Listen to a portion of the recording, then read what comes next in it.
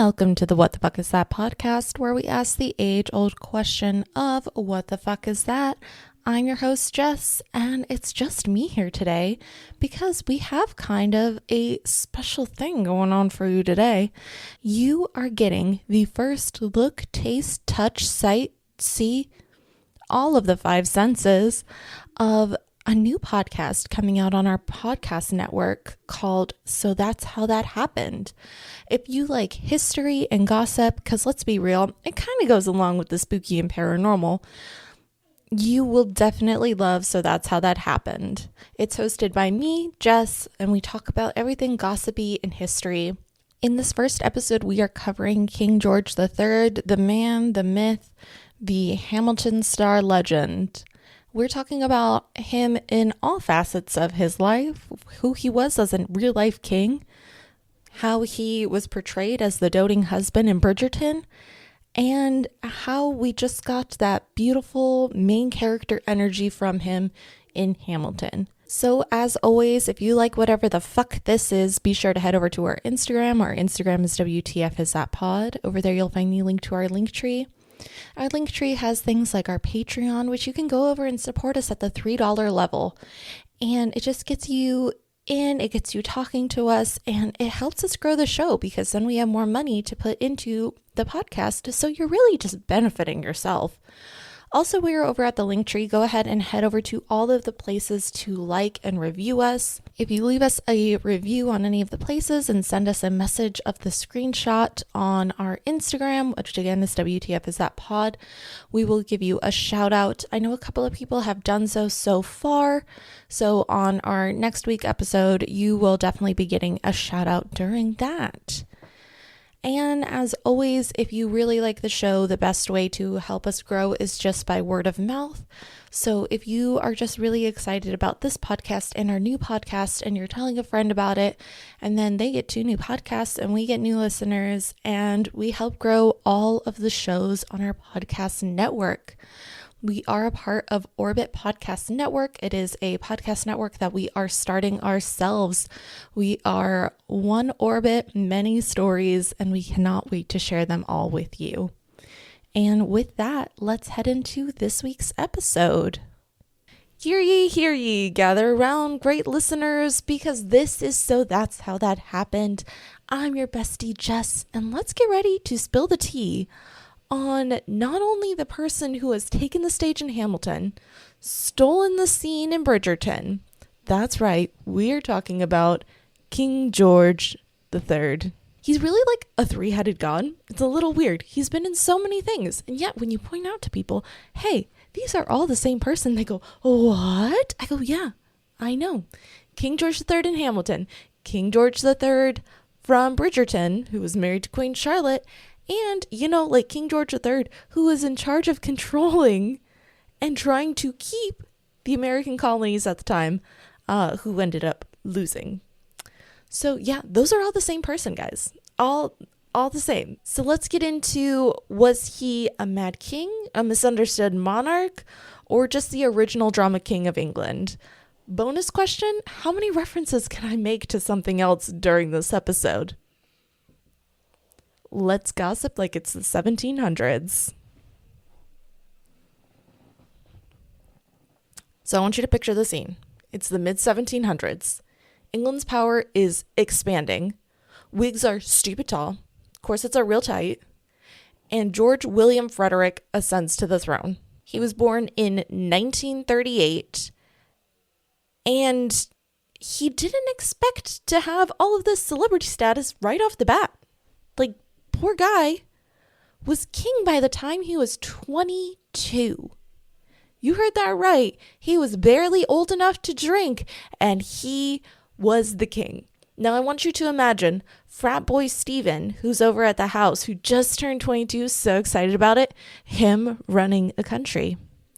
I know it's slightly terrifying, but that's exactly what happened here. The other crazy thing about him not only becoming a monarch when he's in his early 20s, but he was the first monarch of Britain to be born in Britain, on British soil, in over 50 years. Like, I'm sorry, what do you mean?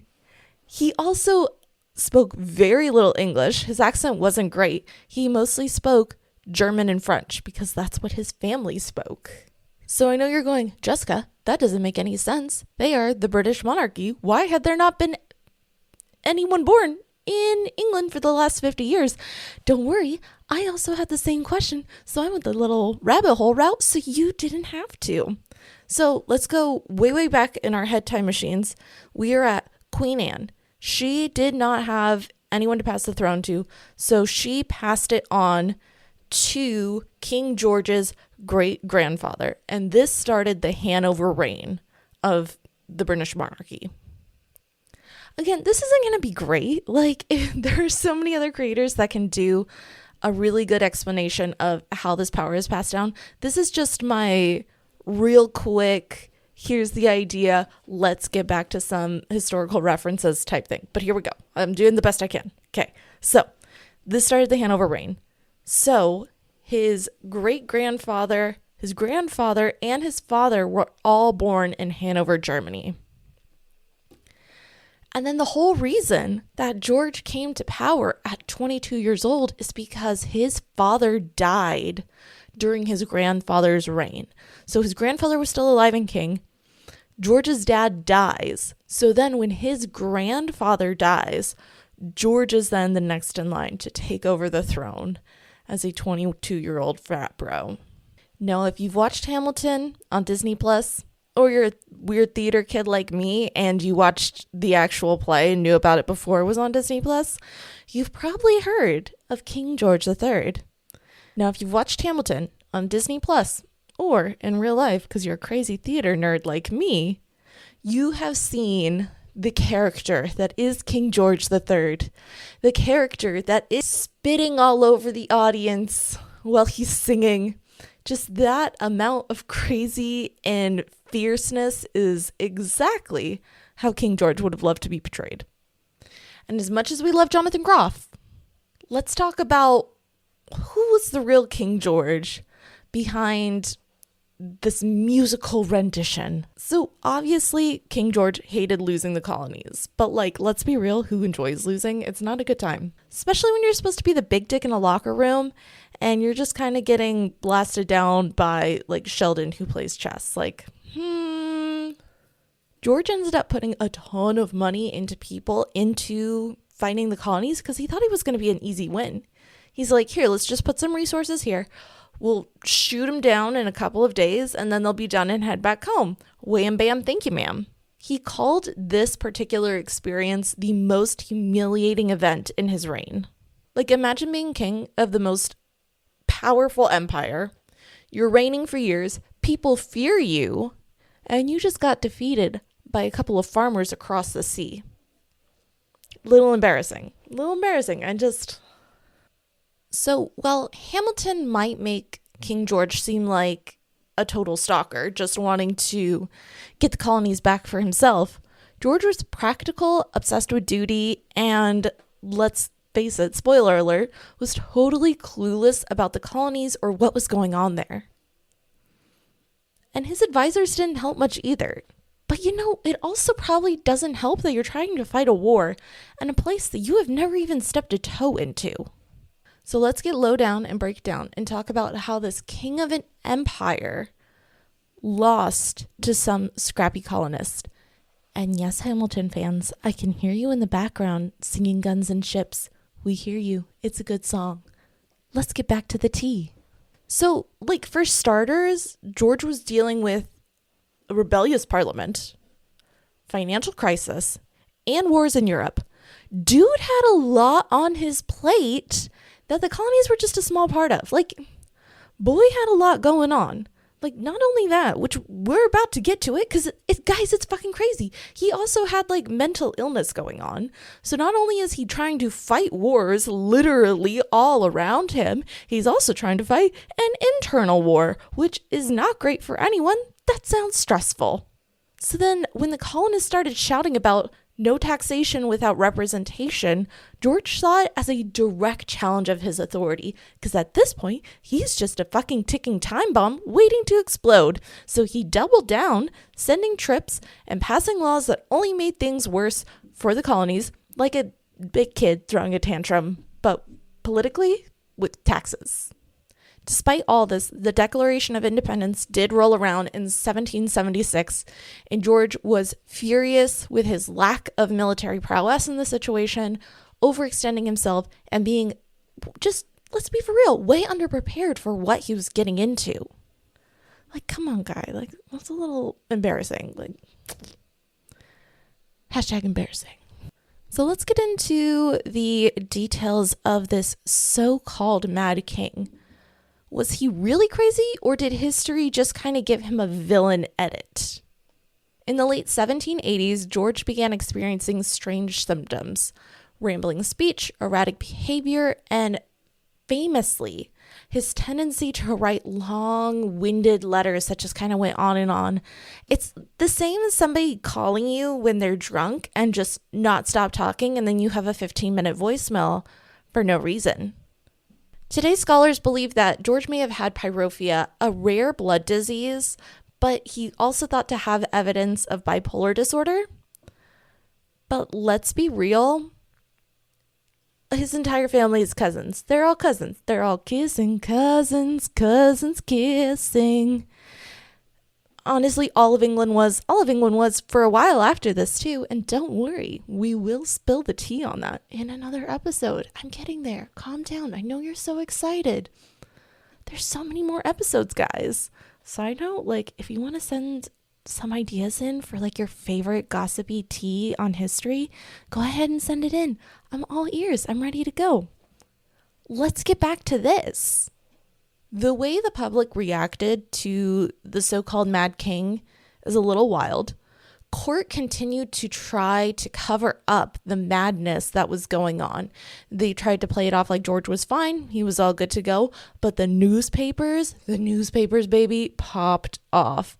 Like, could you imagine if there was an 18th version of TMZ out there? Just be like, Mad King loses colony. Right below that, half man, half dog. You know, just some crazy shit. And what they would have reported, to be in that era and do something like this and just gossip, the way I would have had my head cut off, let me tell you. The thing with all this, though, is when you have a Mad King and he starts to lose it, and he is losing at major things like the colonies, there's going to be not only personal ramifications, but political ramifications. And that happened to George when Parliament passed the Regency Act in 1811. And this handed power from George down to his son, the future King George IV. Like, imagine your kid coming into work and going, hey, mom, dad, parental figure, I am taking your job now. And they kick you out of your office. Yeah. A little awkward. Okay, I hear you. I hear you begging for it. I hear you screaming for it. Jessica, please do the most famous of the King George versions today. Okay, we can talk about Bridgerton. Are you ready? Yes, let's do it. Colin and Penelope had the best season. I'm just going to say it. Let's keep going on this. In 1761, George needed a wife. He's king, he needs a queen. That's just the way that it went back then. I mean, you had to have kids, which, spoiler alert, they had 15 of them. Yes, you heard me right. 15 children. Abso-fucking-lutely not. So because he needed a wife to give him all these children, because now he's king, Charlotte of Mecklenburg-Strelitz, I'm trying my best here, was chosen. And this was not a love match. It was strictly a political transaction, but they did end up falling in love with each other. Did she try to escape above a fence before their wedding? And that's when she started to fall in love with him? I don't know. That detail might have been lost to time. Regardless, it's excellent writing on Shonda Rhimes' part. But regardless, it is true that they then got married just hours after meeting each other. This whole thing just feels like speed dating of the 18th century. Like 18th century love at first sight. Tell me I'm wrong. Like, how insane. Even through all this, they did fall in love, like I said, and their letters revealed this genuine affection they had for each other. I don't know if it was a love of like you're in the same situation together, or a romantic love, or a duty love. I don't know. They did have 15 kids together, so clearly they didn't hate each other. So there's that. George called Charlotte in his letters his dearest angel, and they bonded over the love of music and science. But also, let's talk about the real badass here. If we're going to be talking about King George III, let's take a break to talk about the badass that is Queen Charlotte. Not only in the show, because she is a fucking goddess of a person, but the actual Queen Charlotte was a super supportive wife, but she was also a trailblazer in so many ways. She founded orphanages, she promoted smallpox vaccination, and she was a patron of Mozart. Like, this lady got shit done. She was there for a good time. She badass. Ugh. Mwah. Hats off to you, Queen Charlotte. Unfortunately, their love story did end up turning tragic as George's mental health declined. Charlotte then had to go from the role of partner to caretaker, which is an extremely daunting task which took a toll on their relationship. And by the end of their lives, they were living separately. And they show this on the Bridgerton too. They're living separately while Charlotte's doing all these things with the courting season. And I saw this really adorable thing that talked about how if you look at the way that the Bridgerton girls are dressed, it's very different than how Queen Charlotte is dressed. She dresses in the things that are fashionable at the time that George's memory is good. So that way she doesn't overwhelm him with all the change and he doesn't get more freaked out, which is so sweet. And I don't know if that was an actual thing or just a Shonda Rhimes thing, but Shonda... love it. Love it. Love everything about it. Don't change who you are. So let's get into our final verdict of King George. Was he a tyrant? Was he a tragic figure? Or was he just kind of a guy who was dealt a bad hand? And let's be honest, he's a little bit of everything. He's the king you love to hate in Hamilton. He's the tender husband in Bridgerton. And he's the real-life ruler whose story was way more complex than we give him credit for. Dude had a lot going on in a time where there was a lot going on. And we just appreciate every rendition that we get of him, because then we get things like Jonathan and Bridgerton. So thank you for that, King George III, for your contribution to modern society. And that is the tea on King George III, the man, the myth, the musical legend. And remember, if you like today's episode, don't forget to hit subscribe, leave a like, leave a review, follow me on Instagram at So That's How That Happened. We are a member of Orbit Podcast Network. Be sure to check them out over on Instagram as well at Orbit Podcast Network. We are on all the places to listen to us. We're on all the places that you can find us social media-ly. So be sure to check us out there.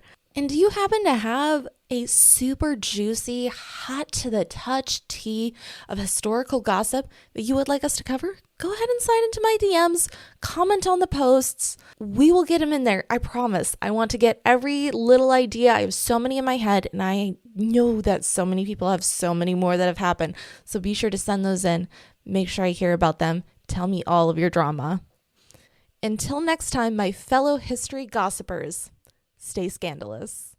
And that was King George III, put on by myself through my new podcast, So That's How That Happened, dropping everywhere tomorrow, Tuesday, February 25th. You can listen to that everywhere you get podcasts. Please share with your friends. Please share with your friends this podcast as well. And with that, we hope you have a most spooktacular day. Bye.